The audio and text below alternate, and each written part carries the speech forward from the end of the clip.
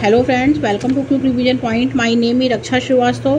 Friends, आज हम UGC NET paper first में रिसर्च एप्टीट्यूड से रिलेटेड इंपॉर्टेंट क्वेश्चन को डिस्कस करेंगे, जो कि फ्रेंड आने वाले यूजीसी नेट एग्जाम के लिए इंपॉर्टेंट रहेगा। तो स्टार्ट करते हैं। फर्स्ट क्वेश्चन है, नीचे दो कथन दिए गए हैं। एक अभिकथन है ए के रूप में लिखित है, तो दूसरा उसके कारण आर के रूप में। अभिकथन ए है कि परिणात्मक शोध प्रत्यक्षवादी ज्ञान मीमांसा से दिशा निर्देशित होता है, ये गलत है। और कारण आर है कि मात्रात्मक शोध का उद्देश्य केवल जो है वो प्राकल्पना का परीक्षण करना है, तो ये करेक्ट है। ओके, मात्रात्मक शोध का उद्देश्य जो होता है वो केवल जो होता है प्राकल्पना का परीक्षण करना होता है, और परिणात्मक शोध जो होते हैं वो प्रत्यक्षवादी ज्ञान मीमांसा से दिशा निर्देशित होता है, तो ये गलत है। ओके, तो इसमें राइट आंसर जो होगा फ्रेंड वो हो जाएगा ए गलत है, लेकिन आर क्या है, सही है। करेक्ट आंसर डी हो जाएगा। आगे देखेंगे, निम्नलिखित में से कौन डाटा के स्रोत के उद्देश्य के लिए व्यक्तिगत प्रपत्र के उदाहरण है। फर्स्ट इसमें the Nandini diary, and second है जन मीडिया निर्गम आउटपुट, थर्ड है पत्र, एंड फोर्थ है आत्मकथाएं, एंड फिफ्थ है कंपनी प्रपत्र। तो इसमें जो है उद्देश्य के लिए व्यक्तिगत प्रपत्र के जो उदाहरण है वो है द नंदिनी डायरी, फिर है पत्र, फिर है इसमें आत्मकथाएं। ओके, और दूसरा और पांचवा गलत हो जाएगा। तो राइट आंसर जो होगा फ्रेंड वो हो जाएगा कि डाटा स्रोत के उद्देश्य जो होते हैं वो होते हैं डायरी और पत्र एंड आत्मकथाएं। ओके, तो राइट आंसर सी हो जाएगा।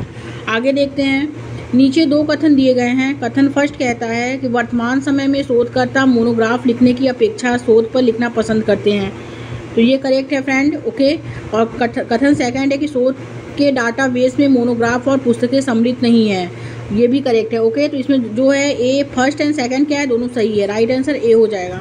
आगे देखते हैं,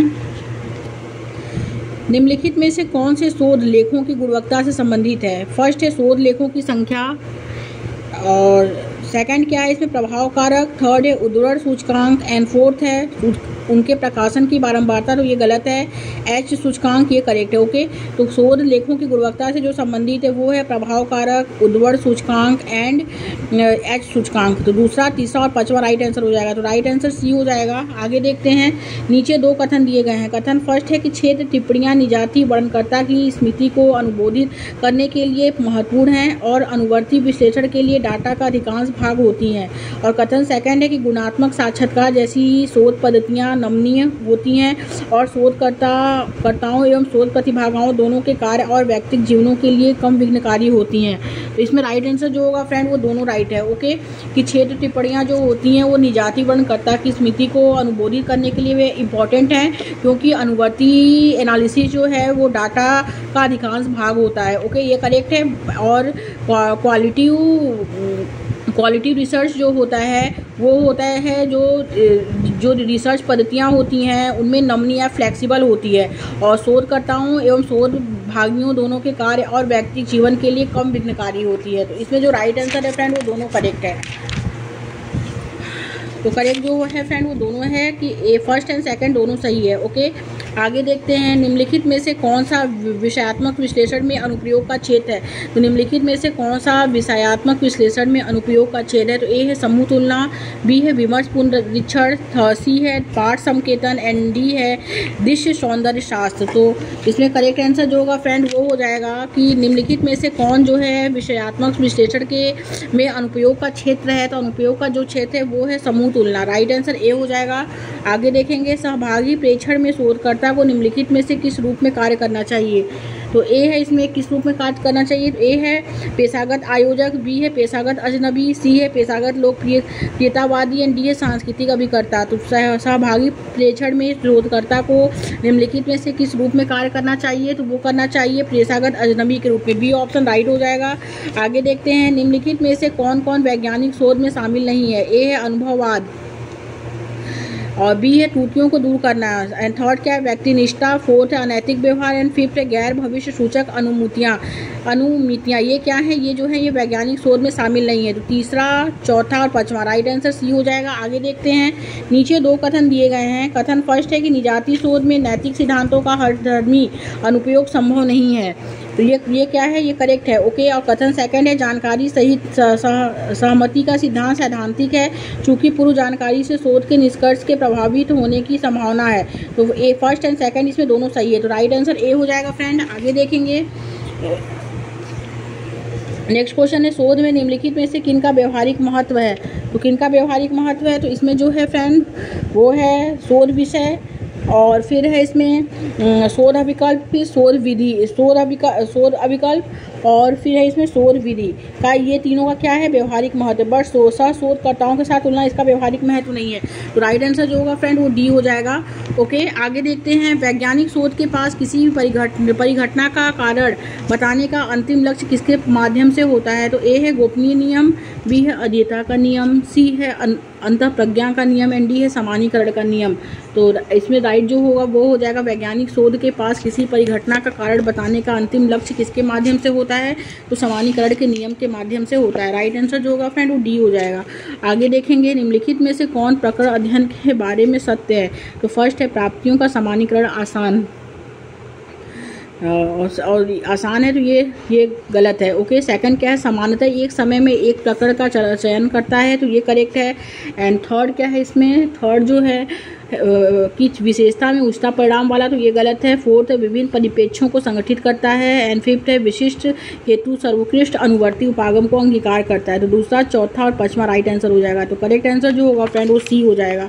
आगे देखेंगे, नेक्स्ट क्वेश्चन है फ्रेंड की सहसा केंद्रित समूह शोध में क्रमबद्ध चरण की श्रृंखला की पहचान जो है करें।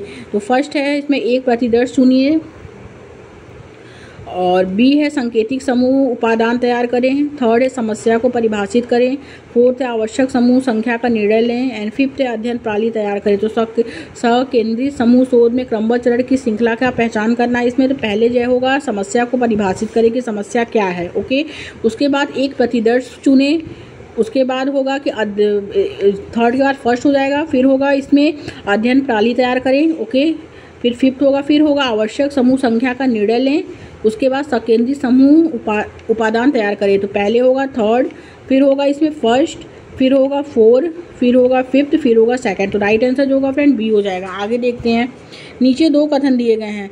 कथन फर्स्ट है कि वेतन रीति से संबंध सामाजिक वैज्ञानिक यंत्रवादी पदों में मानव व्यवहार भविष्यवाणी के विचार को स्वीकार नहीं करते हैं। तो ये क्या है फ्रेंड, ये करेक्ट है। ओके, और कथन सेकंड है कि यह निश्चय पूर्वक कहा जाता है कि सामाजिक विज्ञान शोध उद्देश्य मानव बोध को प्रोत्साहित करता है।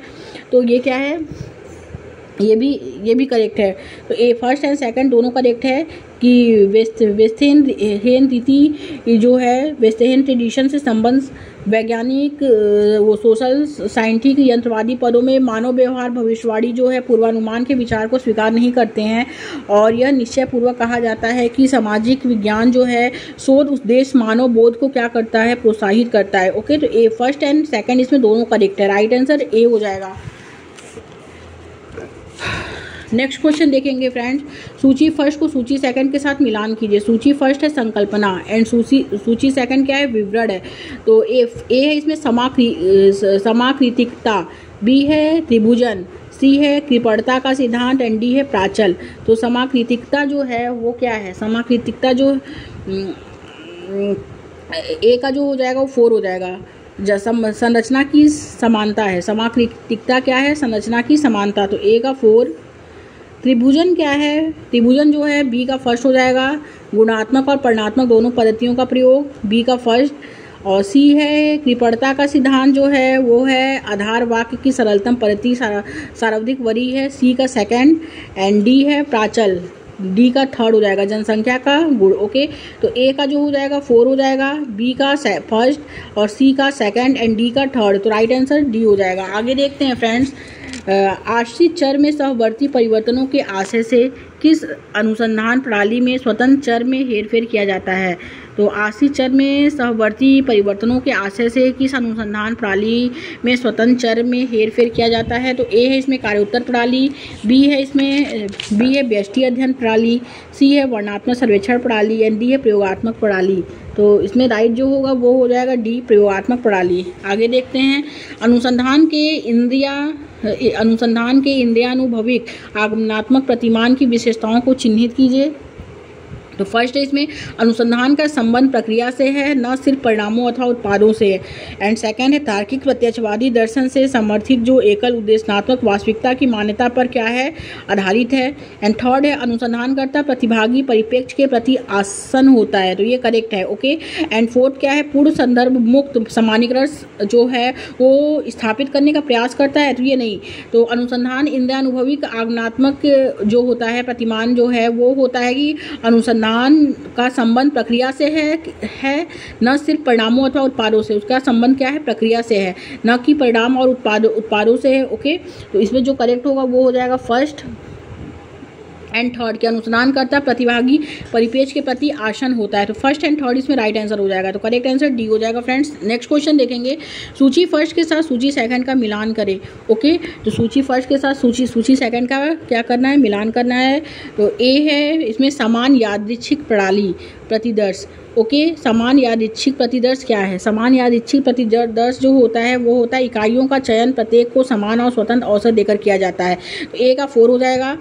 और स्त्रीकृत यादृच्छिक प्रतिदर्श क्या होता है, वो होता है कि इकाइयों का चयन परिभाषित समूहों स्तरों से यादृच्छिक रूप से किया जाता है, बी का 3rd। एंड क्लस्टर प्रतिदर्श क्या होता है, क्लस्टर प्रतिदर्श जो होता है वो होता है इकाइयों का चयन उसकी व्यवस्था के आधार पर यथावत किया जाता है, सी का 2nd। एंड डी है स्नोबॉल प्रतिदर्श जो होता है वो प्रथम सदस्य को अन्य को चिन्हित करने हेतु सूचना प्रदाता के रूप में प्रयुक्त किया जाता है, यह प्रक्रिया इसी क्रम में चलती रहती है। तो समान यादृच्छिक प्रतिदर्श जो होता है वो होता है इकाइयों का चयन प्रत्येक को समान और स्वतंत्र अवसर देकर किया जाता है। और स्त्रीकृत प्रतिदर्श जो होता है वो होता है कि इकाइयों का चयन जो किया जाता है वो परिभाषित समूह स्तर में यादृच्छिक रूप से किया जाता है। और क्लस्टर प्रतिदर्श जो होता है, क्लस्टर प्रतिदर्श क्या होता है, ये होता है इकाइयों का जो चयन होता है उसकी व्यवस्था के आधार पर यथावत किया जाता है। एंड स्नोबॉल प्रतिदर्श जो होता है वो प्रथम सदस्य को अन्य को चिन्हित करने हेतु सूचना प्रदाता के रूप में प्रयुक्त किया जाता है, यह प्रक्रिया इसी क्रम में क्या है चलती रहती है। तो ए का 4, बी का 3rd, सी का 2nd एंड डी का 1st। ओके। राइट आंसर जो होगा फ्रेंड वो हो जाएगा 2nd।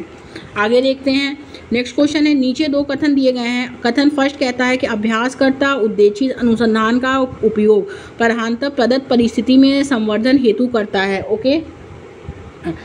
तो ये क्या है, ये करेक्ट है। और सेकंड है कि अप्लाइड रिसर्च जो होता है वो पूर्व स्थापित सिद्धांतों की प्रयोज्यता के उद्देश्य के अन्वेषण की ओर उन्मुख होता है, तो ये भी करेक्ट है। ओके। तो फर्स्ट एंड सेकंड इसमें दोनों राइट है, तो राइट आंसर जो होगा फ्रेंड ए हो जाएगा। आगे देखते हैं, नीचे 2 कथन दिए गए हैं, एक अभिकथन ए के रूप में लिखित है तो दूसरा उसके कारण आर के रूप में।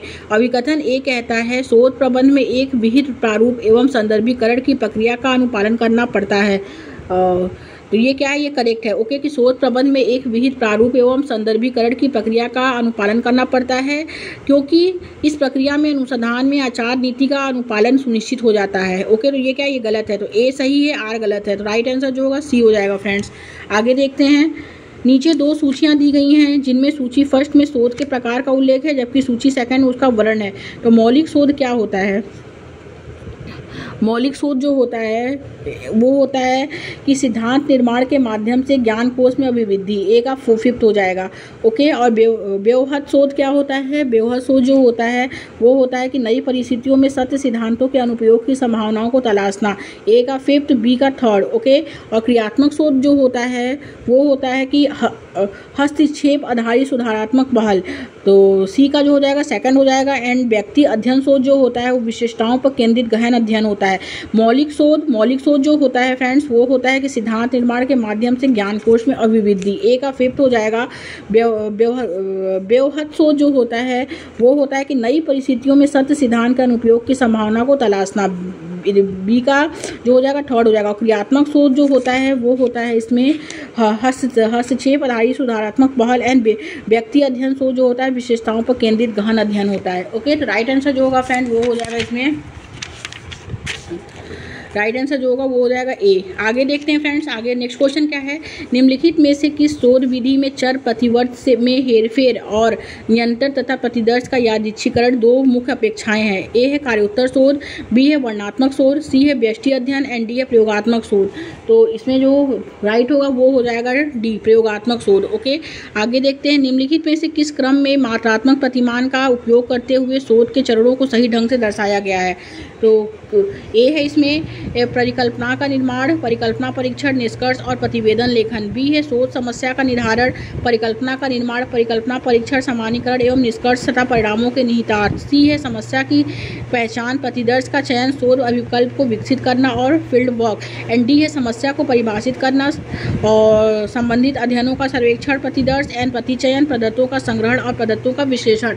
तो इसमें जो राइट होगा फ्रेंड कि निम्नलिखित में से किस क्रम में मात्रात्मक प्रतिमान का उपयोग करते हुए शोध के चरणों को सही ढंग से दर्शाया गया है। तो वो है कि शोध समस्या का जो निर्धारण होता है, परिकल्पना का निर्माण होता है और परिकल्पना परीक्षण जो होता है वो सामान्यीकरण एवं निष्कर्ष तथा परिणामों के निहितार्थ से होती है। ओके, तो राइट आंसर बी हो जाएगा फ्रेंड। इसमें आगे देखते हैं, शोध आचार नीति के संदर्भ में निम्नलिखित में से किसे सबसे अधिक असुरक्षित चरण माना जाता है? किसे माना जाता है सबसे असुरक्षित चरण? तो ए है इसमें कि अध्ययन के उद्देश्य एवं कार्य क्षेत्र को परिभाषित करना। बी है समग्र एवं प्रतिदर्श पद्धति को परिभाषित करना। सी है प्रदत्तों का विश्लेषण, उनकी व्याख्या तथा परिणाम की जानकारी। एंड डी है शोध के साधन का चयन, चाहे वे गुणात्मक अथवा मात्रात्मक हो।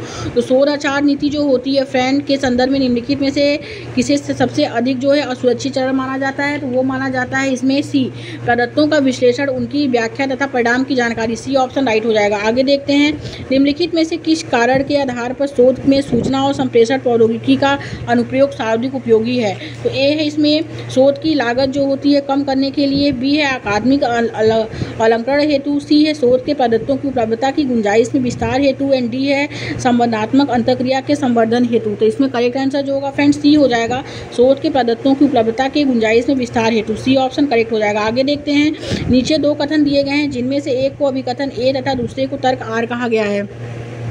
अभिकथन ए है कि शोध आचार और उसका पालन शोध की विश्वसनीयता और गुणवत्ता के लिए आवश्यक है, ये करेक्ट है। एंड तर्क आर है कि नीति निर्धारक निकायों को गुणवत्ता संवर्धन की दृष्टि से शोध किए जाने के लिए जिम्मेदार होना चाहिए, ये भी करेक्ट है। तो ए और आर क्या है इसमें फ्रेंड? दोनों सही है। ओके, ए और आर क्या है इसमें? दोनों सही है और आर जो है ए की सही व्याख्या भी है। तो राइट आंसर ए हो जाएगा। आगे देखते हैं, नेक्स्ट क्वेश्चन क्या है, एक शोधकर्ता प्रथम डिग्री स्तर के विद्यार्थी की अभिप्रेरणात्मक अभिवृत्ति में अंतर उसके ग्रामीण शहरी क्षेत्रों और उनके अनेक अभिभावकों के शैक्षिक स्तर की दृष्टि से ज्ञात करना चाहता है। तो इस अध्ययन में आश्रित चर क्या होगा? तो आश्रित चर जो होगा ए है उनका ग्रामीण शहरी क्षेत्र, बी है प्रथम डिग्री स्तर, सी है अभिभावकों का शैक्षिक स्तर एंड डी है अभिप्रेरणात्मक अभिवृत्ति। तो एक शोधकर्ता प्रथम डिग्री स्तर के विद्यार्थियों को अभिप्रेरणात्मक अभिवृत्ति में अंतर उनके ग्रामीण शहरी क्षेत्रों और उनके अभिभावकों के शैक्षिक स्तर की दृष्टि से ज्ञात करना चाहता है। और तो इस अध्ययन में आश्रित चर क्या होगा? तो आश्रित चर जो होगा फ्रेंड वो हो जाएगा कि अभिप्रेरणात्मक अभिवृत्ति। राइट आंसर डी हो जाएगा। आगे देखते हैं, निम्नलिखित में से प्रदत्त संग्रह की कौन सी ऐसी तकनीक है जिसमें मध्यस्थ समेत कई प्रतिभागी एक विशिष्ट और परिभाषित विषय पर बल देते हैं, समूह में परस्पर विचार विमर्श होता है, अर्थ का संयुक्त निर्माण होता है? तो फर्स्ट है इसमें फोकस समूह, प्रकरण अध्ययन, निविज्ञान एंड डी ए कार्यशाला। तो जो प्रदत्त समूह की कौन सी ऐसी तकनीक जिसमें मध्यस्थ समेत कई प्रतिभागी एक विशिष्ट और परिभाषित विषय पर बल देते हैं, समूह में परस्पर विचार विमर्श होता है, अर्थ का संयुक्त निर्माण जो होता है वो किससे होता है? वो होता है फोकस समूह से। राइट आंसर ए हो जाएगा। आगे देखते हैं, जब किसी शोध के संदर्भ में प्रारूप एवं शैलियों का समुचित तरीके से अनुपालन नहीं हुआ है तो यह एक उदाहरण है। तो यह किस चीज़ का उदाहरण है? ए है शोधार्थी की ओर से हुई तकनीक चूक का, बी है शोधार्थी का अनैतिक व्यवहार का, सी है शोध पत्र लिखने में शोधार्थी की अक्षमता का, एंड डी है शोध पत्र लिखने में शोधार्थी में प्रतिबद्धता के अभाव का। तो जब किसी शोध के संदर्भ में प्रारूप एवं शैलियों का जो है समुचित तरीके से अनुपालन नहीं हुआ है तो यह एक उदाहरण है। तो यह किसका उदाहरण? यह शोधार्थी की ओर से हुई तकनीकी चूक का क्या है? उदाहरण है। राइट आंसर ए हो जाएगा। आगे देखते हैं, जब एक शोध अध्ययन में प्राप्त परिणाम एक समूह तक जो है विस्तारित किया जा सकता है तो प्रादर्श या नमूना के संदर्भ जो है से बड़ा होता है तो उसे कहा जाता है। तो उसे क्या कहा जाता है? ए है आंतरिक वैधता, बी है कार्यात्मक संबंध, सी है बाह्य वैधता, डी है औधनात्मक निर्माण। तो राइट आंसर सी हो जाएगा, बाह्य वैधता कहा जाता है। आगे देखते हैं, सूची फर्स्ट में साक्षात्कार की विधियां एवं सूची सेकंड में उसके अर्थ दिए गए हैं। सूची फर्स्ट को सूची सेकंड के साथ सुमेलित करना है। तो ए है इसमें संरक्षित साक्षात्कार। संरक्षित साक्षात्कार जो होता है ए का जो हो जाएगा वो फर्स्ट हो जाएगा, पूर्व निर्धारित प्रश्न। ओके, असंरक्षित साक्षात्कार जो होता है, असंरक्षित साक्षात्कार क्या असंरचित साक्षात्कार जो होता है कि वो होता है अधिक लचीला दृष्टिकोण। ओके, और केंद्रीय साक्षात्कार जो होता है वो होता है कि उत्तर दिए जाने वाले प्रश्न पर ध्यान। एंड क्लिनिकल साक्षात्कार जो होता है वो व्यक्तिगत जीवन का अनुभव। इसमें फ्रेंड जो है साक्षात्कार का सामने सामने दिया है। संरक्षित साक्षात्कार पूर्व निर्धारित क्वेश्चन होते हैं, और संरक्षित जो रिसर्च होता है वो अधिक लचीला दृष्टिकोण होता है। केंद्रीय रिसर्च जो होता है वो उत्तर दिए जाने वाले प्रश्न पर ध्यान होता है। एंड क्लिनिकल रिसर्च जो होता है वो व्यक्तिगत जीवन का अनुभव होता है। ओके, तो राइट आंसर जो होगा फ्रेंड वो हो जाएगा इसमें बी। आगे देखेंगे, उन विशेषताओं की पहचान कीजिए जो मात्रात्मक या परिमाणात्मक अनुसंधान से संबंधित हैं। तो मात्रात्मक और परिमाणात्मक अनुसंधान से क्या संबंधित है? फर्स्ट है, इसमें वास्तविक स्नातक परिस्थितियों की प्रदत्त के प्रत्यक्ष स्रोत होते हैं, तो ये गलत है। सेकंड है, यह अनुसंधान सर्वेक्षण, संरक्षित साक्षात्कार, अवलोकन, रिकॉर्ड तथा रिपोर्ट की समीक्षा पर आधारित होता है, तो ये करेक्ट है। थर्ड है, इस अनुसंधान में शोधकर्ता प्रघटना से संबंधित स्थिति वर्तमान या भूतकाल में निमग्न अथवा तल्लीन हो जाता है, तो ये गलत है। एंड फोर्थ है, यह अनुसंधान किसी प्रकार के पक्षपात या भेदभाव से रहित होता है, तो ये करेक्ट है। एंड फिफ्थ है, यह अनुसंधान आगमनात्मक पद्धति पर आधारित होता है, ये गलत है। तो दूसरा एंड चौथा इसमें राइट आंसर हो जाएगा, राइट आंसर डी हो जाएगा फ्रेंड्स। आगे देखते हैं, सूची फर्स्ट को सूची सेकंड के साथ सुमेलित करना है। सूची फर्स्ट है विद्वान। विद्वान का जो हो जाएगा वो हो जाएगा शीर्ष वैज्ञानिक शोधार्थियों का डाटाबेस, ए का थर्ड। और डिजी लॉकर जो होता है वो होता है दस्तावेजों एवं प्रमाणकों के जारी करने तथा सत्यापन के लिए प्लेटफॉर्म, बी का स्फोट। और साक्षात जो होता है वो होता है अधिगम को सुसाध्य बनाने के लिए शैक्षिक पोर्टल, और सी का सेकंड। एंड डी जो होता है शोध गंगा, वो हो जाएगा संपूर्ण मूल शोध प्रबंध, ई बुक्स और जर्नल्स का भंडार।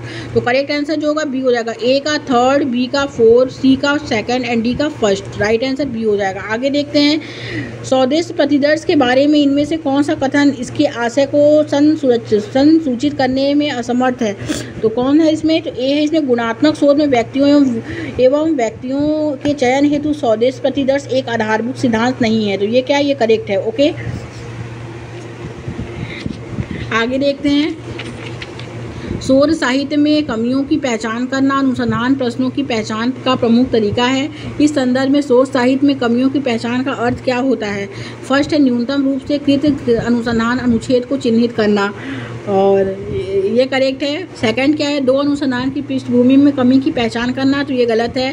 थर्ड है, अनुसंधान के क्षेत्र में असंगत निष्कर्षों की पहचान करना, ये करेक्ट है। फोर्थ है, प्रतिदर्श और समग्र की विशेषताओं में कमियों की पहचान, ये गलत है। तो पहला और तीसरा इसमें राइट आंसर हो जाएगा, तो करेक्ट आंसर ए हो जाएगा। आगे देखते हैं फ्रेंड्स, बोलते हुए सोचने की पद्धति है। तो बोलते हुए सोचने की पद्धति क्या है इसमें? तो ए है प्रदत्त के गौड़ शोध का भाग, बी अधिगमकर्ता की रणनीति और निष्पादन की जांच के लिए प्रयुक्त तकनीक, सी है प्राथमिक स्रोत उपलब्ध कराकर अधिगमकर्ता की अभिक्षमता परीक्षण की रणनीति, एंड डी है वैज्ञानिक शोध की आवश्यक विधि। तो बोलते हुए सोचने की पद्धति जो होती है वो होती है अधिगमकर्ता की रणनीति और निष्पादन की जांच के लिए प्रयुक्त तकनीक। राइट आंसर बी हो जाएगा। आगे देखते हैं, प्रतिभागी प्रेक्षण निम्नलिखित में से किसका अंश है? तो वो है निजाती शोध का अंश है। ओके, करेक्ट आंसर डी हो जाएगा। आगे देखते हैं, शोध में साहित्यिक चोरी है। शोध में साहित्यिक चोरी क्या होती है? तो ए है इसमें पूर्ववर्ती प्रदत्त का सृजनात्मक उपयोग होता है, बी है बेईमानी से नकल करना और उसका उपयोग करना होता है, सी है किसी व्यक्ति के कथानक या उसकी बात को उद्धृत करना होता है, एंड डी है पूर्ववर्ती प्रदत्तों का संदर्भ प्रस्तुत करना और नए उद्देश्य से इस पर कार्य करना होता है। तो करेक्ट आंसर जो होगा वो बी हो जाएगा। शोध में साहित्यिक चोरी जो होती है वो बेईमानी से नकल करना और उनका उपयोग करना होता है। राइट आंसर बी हो जाएगा। आगे देखते हैं फ्रेंड्स, एक विश्वविद्यालय शिक्षक किसी बाहरी परीक्षण एजेंसी द्वारा आयोजित सत्रांत मूल्यांकन में विद्यार्थियों के सामाजिक आर्थिक पृष्ठभूमि के संदर्भ में विद्यार्थियों के आकांक्षा स्तर का प्रभाव उनके शैक्षणिक निष्पादन पर अध्ययन करने की योजना बनाता है। इस अध्ययन में आश्रित चर क्या है? तो आश्रित चर जो है वो है विद्यार्थी की आकांक्षा का स्तर, बी है विद्यार्थियों की सामाजिक आर्थिक पृष्ठभूमि, सी है विद्यार्थियों का शैक्षणिक निष्पादन, एंड डी है सत्रांत मूल्यांकन। तो राइट आंसर सी हो जाएगा, विद्यार्थियों का शैक्षणिक निष्पादन। ओके, सी ऑप्शन करेक्ट हो जाएगा। आगे देखते हैं फ्रेंड्स, नेक्स्ट क्वेश्चन क्या है?